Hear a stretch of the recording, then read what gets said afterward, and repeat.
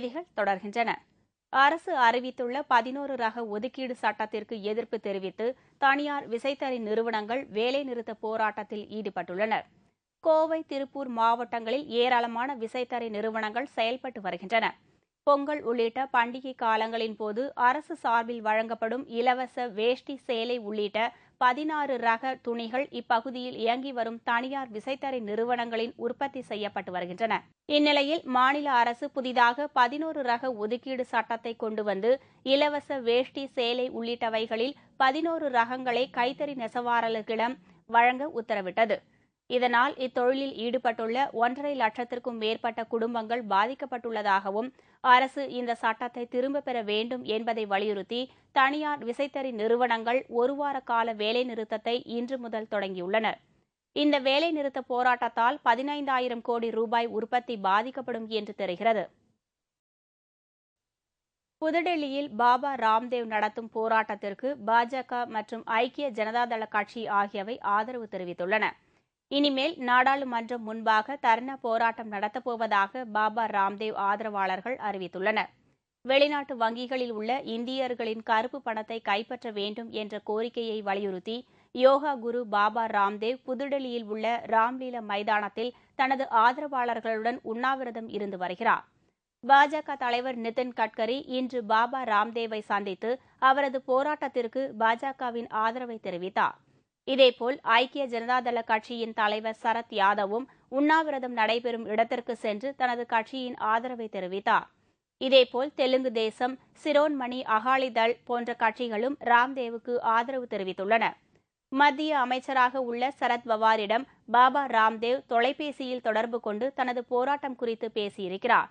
இதனிடையே தனது போராட்டத்தை தீவிரப்படுத்தப் போவதாகவும், அடுத்த கட்டமாக நாடாளுமன்றத்தை முற்றுகையிட்டு தர்ணா நடத்த இருப்பதாகவும் பாபா ராம்தேவ் ஆதரவாளர்கள் தெரிவித்துள்ளனர். அரியலூரில் தேமுதிக சார்பில் அமைக்கப்பட்ட பேனர்களை ஆளும் கட்சியினரின் தூண்டுதலின் பேரில் நகராட்சி ஊழியர்கள் அகற்ற முயன்றனர். மக்களுக்காக மக்கள் பணி என்ற திட்டத்தின் மூலம் கேப்டன் விஜயகாந்த் தமிழகம் முழுவதும் சுற்றுப்பயணம் மேற்கொண்டு நலத்திட்ட உதவிகளை வழங்கி வருகிறார். இந்த பணிகளை செய்ய விடாமல் அதிமுகவினர் பல்வேறு இன்னல்களை கொடுத்து வருகின்றனர். இதனை மீறியும் நலத்திட்ட பணிகள் நடைபெற்று வருகின்றன. இந்நிலையில் அரியலூரில் இன்று நடைபெறும் நிகழ்ச்சியில் கேப்டன் விஜயகாந்த் நலத்திட்ட உதவிகள் வழங்குவதை முன்னிட்டு அங்கு அமைக்கப்பட்டிருந்த தேமுதிக பேனர்களை ஆளும் கட்சியினரின் தூண்டுதலின் பேரில் நகராட்சி ஊழியர்கள் அகற்ற முயன்றனர். இதையடுத்து தேமுதிகவினர் அனுமதி பெற்று பேனர்களை வைத்துள்ளதாக தெரிவித்ததை அடுத்து நகராட்சி ஊழியர்கள் கலைந்து சென்றனர். இங்கு அரியலூர் நகரம் முழுவதும் எங்களுடைய கட்டோட்டுகளும், கொடிகளும், பேனர்களும் அமைக்கப்பட்டிருக்கிறது. சில அரசியல் கட்சிகளின் தூண்டுதலின் பேர் இங்கு உள்ள அதிகாரிகள் அந்த பேனர்களை அகற்றத்துக்கு முயற்சி செய்தார்கள். அரசியல் கட்சி மட்டுமல்ல, இந்த அதிகாரி மட்டுமல்ல, யார் நினைத்தாலும் எங்களுடைய புரட்சிக் கலைஞருடைய வளர்ச்சியும் எங்களுடைய கழகத்தையும் அளிக்க முடியாது. அம்பத்தூரில் உள்ள பிரசித்தி பெற்ற 5 ஆலமரம் தண்டு துலுக்கான தம்மன் ஆலயத்தில் ஆடி பெருவிழா வெகு சிறப்பாக நடைபெற்றது. சென்னையை அடுத்த அம்பத்தூர் வெங்கடாபுரம் 5 ஆலமரம் தண்டு துலுக்கான தம்மன் ஆலயத்தில் ஆண்டுதோறும் ஆடி பெருவிழா வெகு சிறப்பாக நடத்துவது வழக்கம். அதன்படி இந்த ஆண்டு நடைபெற்ற 60ஆம் ஆண்டு திருவிழாவை முன்னிட்டு 500க்கும் மேற்பட்ட பக்தர்கள் காப்பு கட்டி தீமிதித்தனர். இதில் அம்மனுக்கு கூழ்வார்த்தல் போன்ற நிகழ்ச்சிகளும் நடைபெற்றன. இறுதியாக வான வேடிக்கையுடன் அம்மன் வீதி உலா நடைபெற்றது. நேற்று இரவு நடைபெற்ற வீதி உலா இன்று காலை முடிந்தது. இந்த வீதி உலாவில் ஆயிரக்கணக்கான பொதுமக்கள் கலந்து கொண்டதால் பாதுகாப்பு ஏற்பாடுகள் தீவிரப்படுத்தப்பட்டிருந்தது. இதேபோல் சென்னை பழைய திருமங்கலத்தில் உள்ள திருவீதி அம்மன் ஆலயத்தில் 55வது ஆண்டு ஆடி திருவிழா சிறப்பாக நடைபெற்றது. இதில் அம்மனுக்கு சிறப்பு அபிஷேகங்கள் செய்யப்பட்டு அம்மன் வீதி உலாவும் நடைபெற்றது. சுதந்திர தினத்தை முன்னிட்டு நாடு முழுவதும் பலத்த பாதுகாப்பு ஏற்பாடுகள் செய்யப்பட்டுள்ளது. சுதந்திர தின விழா நாளை மறுநாள் கோலாகலமாக நடைபெறுகிறது. இதனை முன்னிட்டு பல்வேறு ஒத்திகை நிகழ்ச்சிகள் டெல்லியில் நடைபெற்று வருகின்றன. மேலும் சுதந்திர தின நாளில் அசம்பாவித சம்பவங்கள் நிகழாமல் இருக்க ரயில் நிலையங்கள், விமான நிலையம் மற்றும் மக்கள் கூடும் இடங்களில் போலீசார் தீவிர கண்காணிப்பு பணியில் ஈடுபட்டு வருகின்றனர். தமிழ்நாட்டில் சென்னை, மதுரை, திருச்சி உள்ளிட்ட முக்கிய நகரங்களில் பாதுகாப்பு ஏற்பாடுகள் பலப்படுத்தப்பட்டுள்ளது. திருச்சி மாவட்டத்தில் போலீசார் தீவிர கண்காணிப்பு பணியில் ஈடுபட்டு வருகின்றனர். திருச்சி மத்திய பேருந்து நிலையம், சத்திரம் பேருந்து நிலையம் ஆகியவற்றில் பொருத்தப்பட்டுள்ள கண்காணிப்பு கேமராக்கள் மூலம் பயணிகள் நடமாட்டம் கண்காணிக்கப்பட்டு வருகிறது. திருச்சி ரயில் நிலையத்தில் ரயில்வே போலீசார் 200 பேர் 5 பிரிவுகளாக பிரிக்கப்பட்டு பாதுகாப்பு பணியில் ஈடுபட்டுள்ளனர். ஆகஸ்ட் 15 சுதந்திர தினத்தை முன்னிட்டு திருச்சி கோட்டத்தில் அனைத்து முக்கிய ரயில் நிலையங்களிலும் பாதுகாப்பு ஏற்பாடுகள் பலப்படுத்தப்பட்டுள்ளன.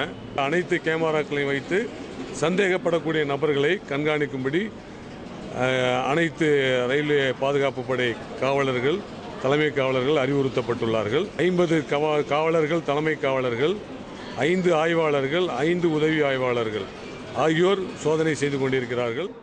மோப்ப நாய்கள், வெடிகுண்டு நிபுணர்கள் வரவழைக்கப்பட்டு பயணிகளிடம் தீவிர சோதனை நடத்தப்பட்டு வருகிறது. இதேபோல் நாடு முழுவதும் பாதுகாப்பு ஏற்பாடுகள் பலப்படுத்தப்பட்டுள்ளது. வேலூர் மாவட்டம் ஆம்பூரை அடுத்த பேர்ணாம்பட்டு ஏரியில் குளிக்க சென்ற இருவர் நீரில் மூழ்கி பரிதாபமாக உயிரிழந்தனர்.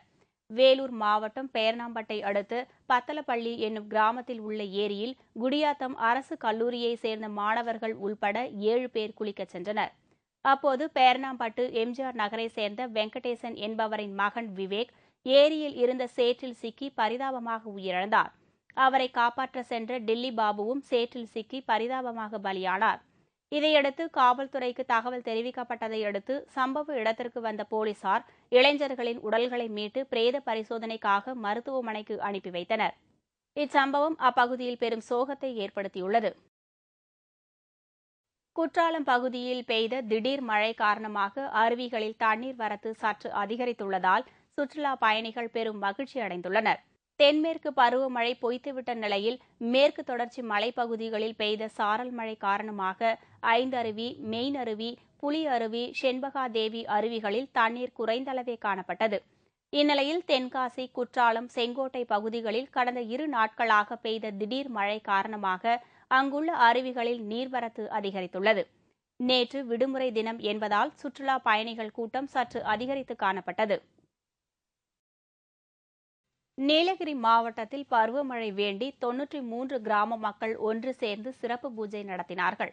நீலகிரி மாவட்டத்தில் உருளைக்கிழங்கு, கேரட், பீட்ரூட் உள்பட பல்வேறு மலை காய்கறிகளை விவசாயிகள் உற்பத்தி செய்து வருகின்றனர்.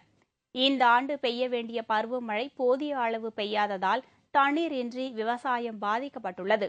இந்நிலையில் பருவமழை வேண்டி மசினகுடி என்ற இடத்தில் 93 கிராம மக்கள் ஒன்று சேர்ந்து அங்குள்ள அம்மனுக்கு சிறப்பு பூஜைகளை நடத்தினர். சுமார் 5 மணி நேரம் நடைபெற்ற இந்த பூஜையால் விரைவில் பலத்த மழை பெய்யும் என்று அப்பகுதி மக்கள் நம்புகின்றனர்.